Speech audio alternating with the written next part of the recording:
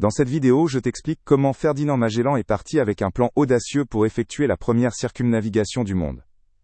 Tu découvriras quel danger l'équipage a dû surmonter et pourquoi ce voyage a changé le monde à jamais. Ferdinand Magellan, un navigateur portugais, voulait accomplir quelque chose de grand. Il croyait qu'on pouvait faire le tour du monde en naviguant vers l'ouest. En 1519, il convainquit le roi d'Espagne Charles Quint de lui donner des navires et des hommes. Son idée était risquée, mais il était déterminé.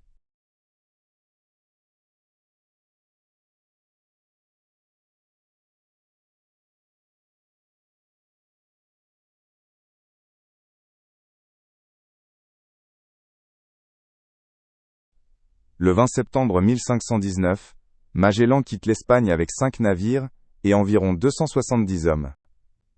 Les bateaux s'appelaient Trinidad, San Antonio, Concepción, Victoria et Santiago. Ils voguaient vers l'Amérique du Sud pour trouver un chemin autour du monde. Était le début d'un voyage dangereux.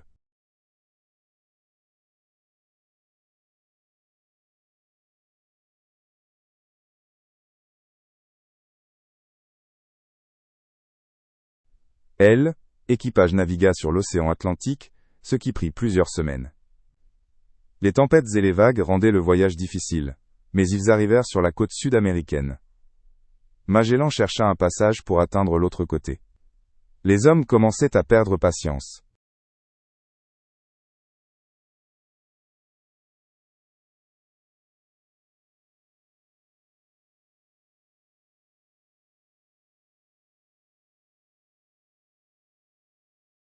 Au bout de l'Amérique du Sud, Magellan chercha un chemin à travers la terre.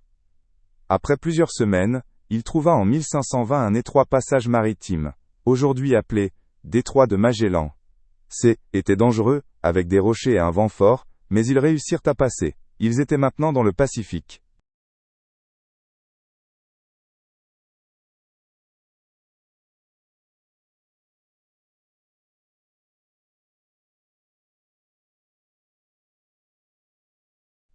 L'océan Pacifique était bien plus grand que ce que Magellan imaginait.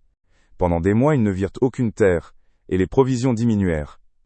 Les hommes mangèrent du cuir et des rats pour survivre, et beaucoup tombèrent malades. Ce fut la période la plus difficile du voyage.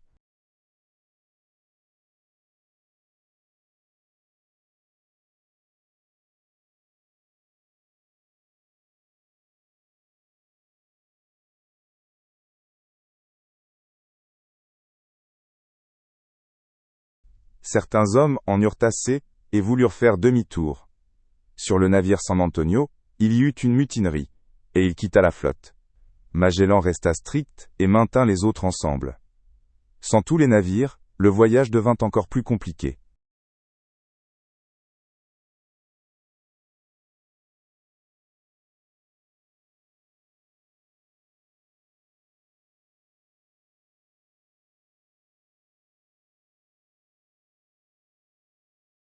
En mars 1521, ils atteignirent l'île de Guam, dans le Pacifique. L'équipage fut soulagé de voir enfin la terre, et ils échangèrent de la nourriture avec les habitants.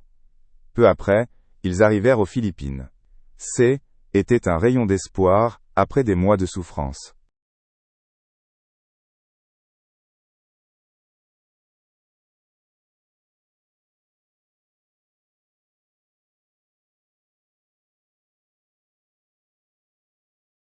Aux Philippines, Magellan rencontra les gens du pays et se fit des amis. Il échangea des cadeaux et essaya de les convertir au christianisme. Un chef local devint son allié. Tout semblait s'améliorer.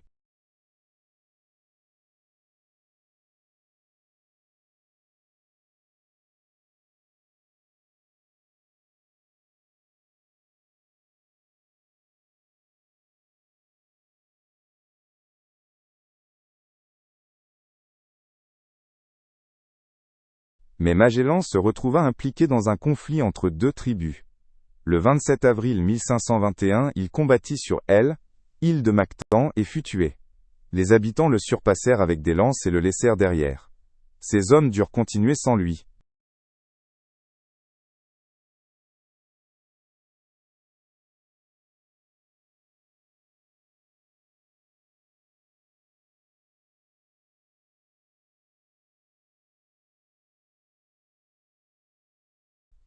Après la mort de Magellan, Juan Sebastián Elcano prit le commandement. Beaucoup d'hommes étaient déjà morts, et seulement 3 navires restaient.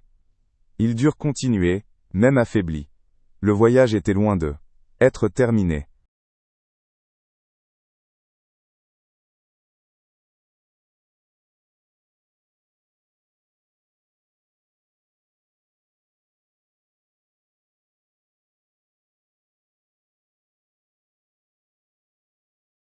La flotte arriva aux Moluques, aussi appelées îles aux épices, en novembre 1521.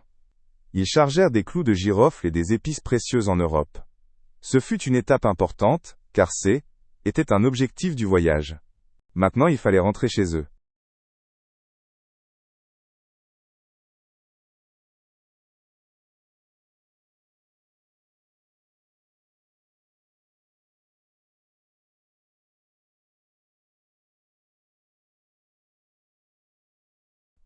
Le navire Trinidad était en mauvais état, et resta aux Moluques.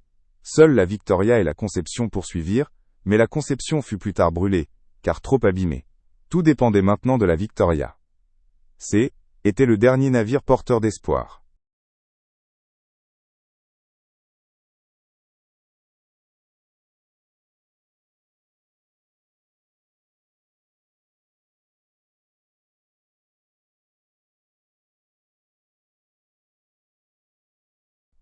La Victoria navigua sur l'océan Indien, une autre étape longue et dangereuse. Les tempêtes et la faim affectèrent encore les hommes. Ils durent contourner l'Afrique par le sud, ce qui était extrêmement difficile. Mais ils ne renoncèrent pas.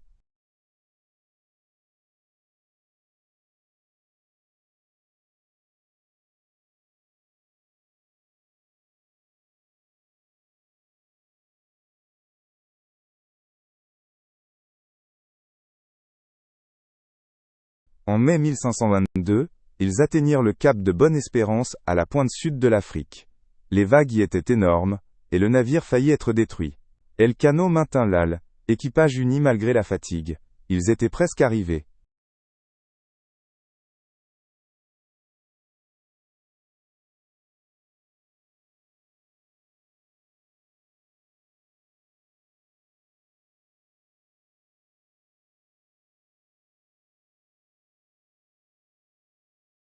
Après l'Afrique, ils longèrent la côte ouest en revenant vers l'Europe. Les hommes étaient malades, et la nourriture presque épuisée.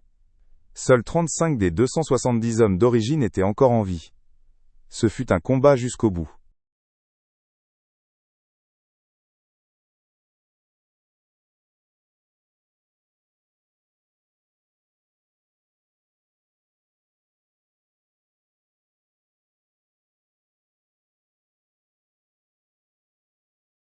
Le 6 septembre 1522, la Victoria arriva en Espagne, le premier navire à avoir fait le tour du monde. Elcano et les 17 survivants furent célébrés, même s'ils étaient épuisés. Ils avaient réussi ce que personne ne croyait possible. Le voyage était terminé.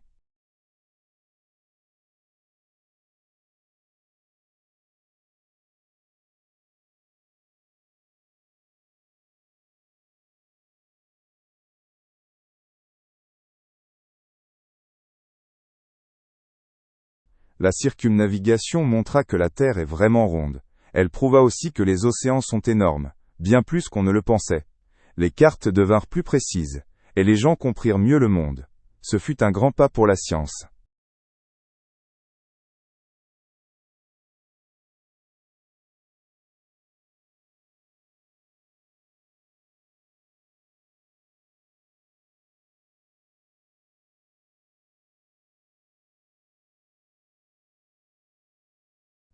Les clous de girofle des Moluques rapportèrent beaucoup d'argent à l'Espagne.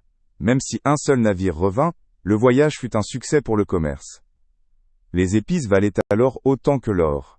L'Espagne devint plus riche grâce à cela.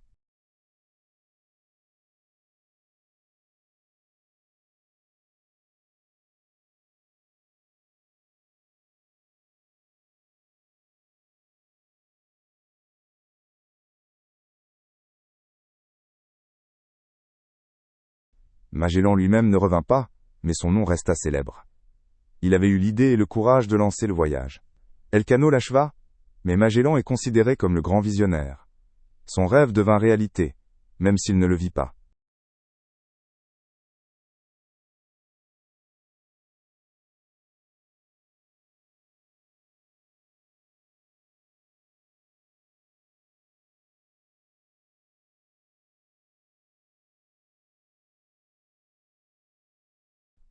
Le voyage ouvrit la porte à plus de découvertes et de commerce. Les navires firent maintenant régulièrement le tour du monde. Des pays comme l'Espagne et le Portugal devinrent encore plus puissants. Le monde devint plus petit et plus connecté.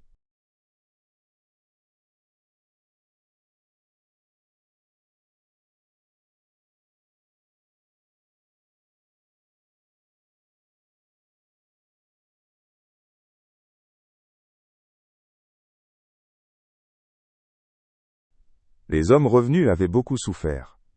Beaucoup moururent de faim, de maladie ou lors de combats. Les survivants étaient des héros, mais marqués à jamais.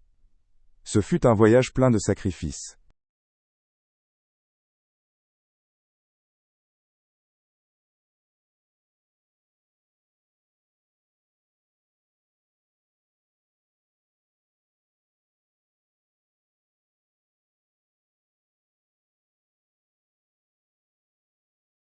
Après la circumnavigation, les marins cherchèrent de meilleures routes sur les océans. Le détroit de Magellan et d'autres passages devinrent plus connus. Le commerce entre l'Europe, l'Asie et l'Amérique grandit. Ce fut le début d'une nouvelle époque.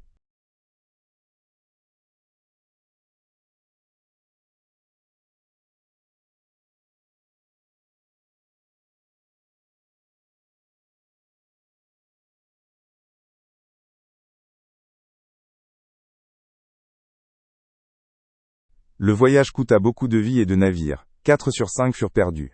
Seuls 18 hommes revinrent. Pourtant, ce fut un tournant dans l'histoire. Le succès eut un prix élevé.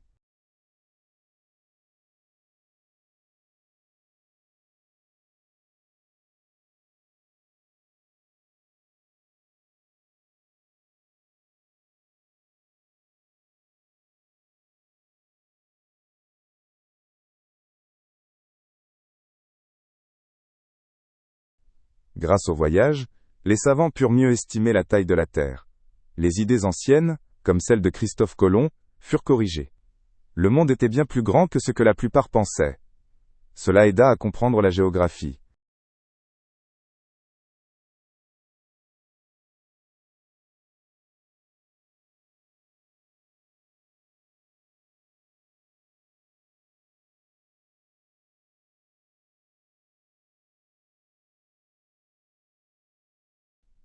Juan Sebastián Elcano devint connu comme l'homme qui termina le voyage. Sans lui, la Victoria n'aurait peut-être pas revenu. Il reçut gloire et reconnaissance en Espagne. Son nom est associé à celui de Magellan.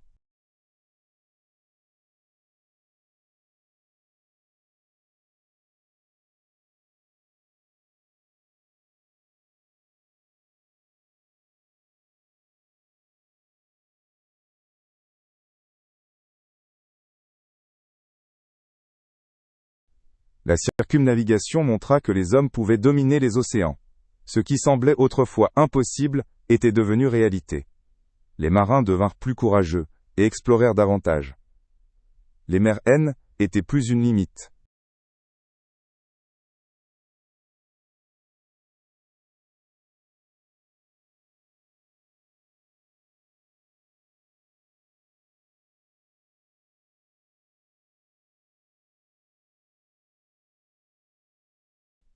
Le voyage marqua le début de l'ère des grandes découvertes.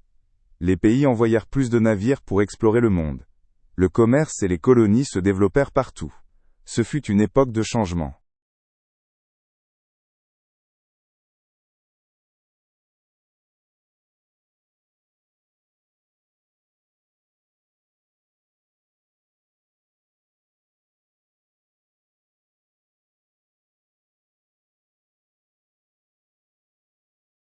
La Victoria, après le voyage, était vieille et abîmée, et ne fut plus utilisée. Les autres navires avaient déjà été perdus en route. Ils avaient rempli leur mission mais ne survécurent pas longtemps. Leur histoire resta pourtant.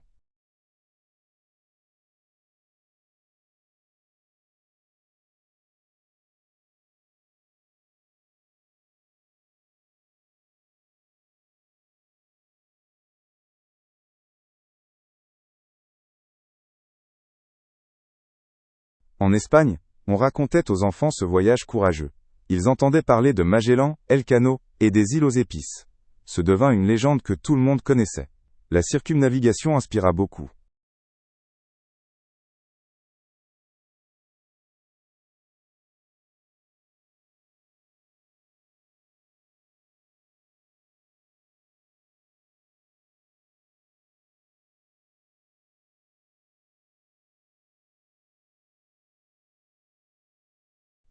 Aujourd'hui, nous nous souvenons de la première circumnavigation comme d'une grande aventure. Elle montra ce que les hommes peuvent accomplir quand ils sont courageux.